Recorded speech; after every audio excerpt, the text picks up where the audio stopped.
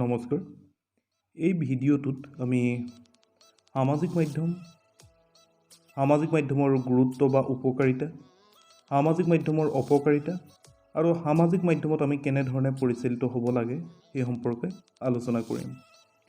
সামাজিক মাধ্যম হৈছে এক বিশাল সংযোগ যিয়ে সমগ্ৰ বিশ্বৰ মানুহৰ মাজত দূৰত্ব নাইকিয়া কৰি সমগ্ৰ বিশ্বক সংযোগ কৰিছে। তেনে সংযোগ সাধন কৰা উপায়বোৰকে সামাজিক মাধ্যম বুলি কোৱা হয়।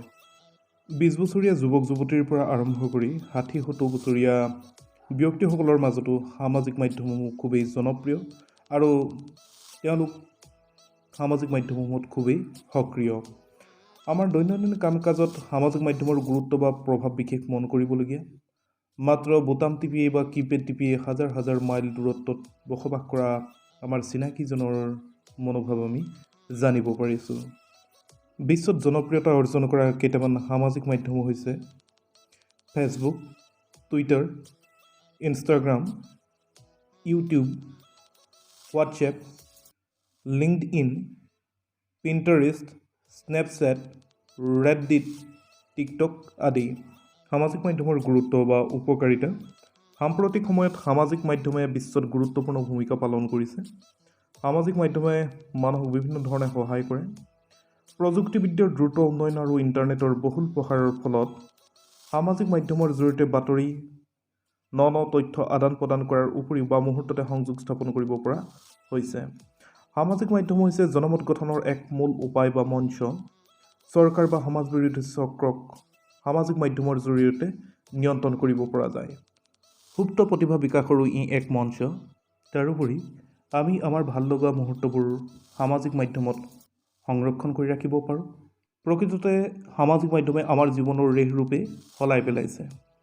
শিক্ষা, ব্যৱসায়, বাতৰি, যোগাযোগ, আমোদ প্ৰমোদ বা বিনোদনৰ বাবে দিনটোৰ সৰহ সময় সামাজিক মাধ্যমতে পাৰ কৰোৱা হয়।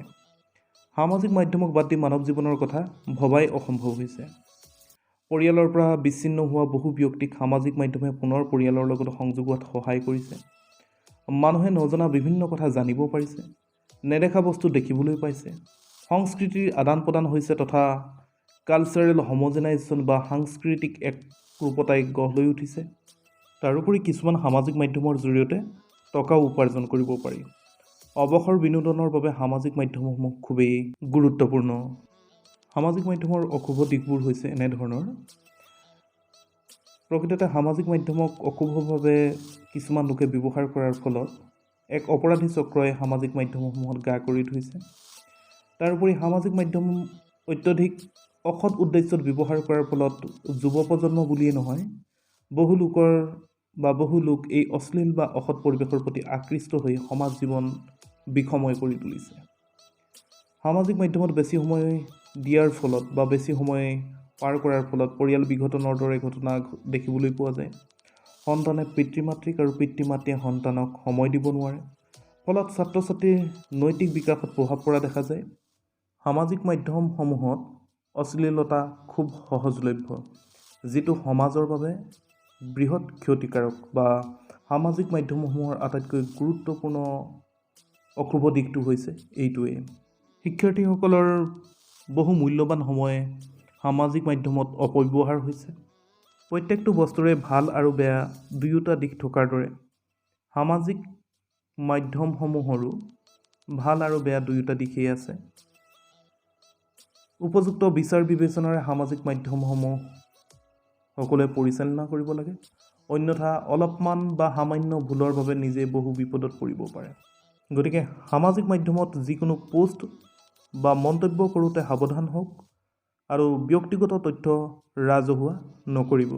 আজি সামাজিক মাধ্যমৰ বিষয়ে আলোচনা কৰাৰ মূল কাৰণটো হৈছে আজি 30 জুন, আজি বিশ্ব সামাজিক মাধ্যম দিৱস।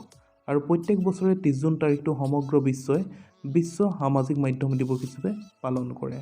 আৰু বিশ্ব সামাজিক মাধ্যম দিৱস পোনপ্ৰথমবাৰৰ বাবে 2010 চনত উদযাপন কৰা হৈছিল।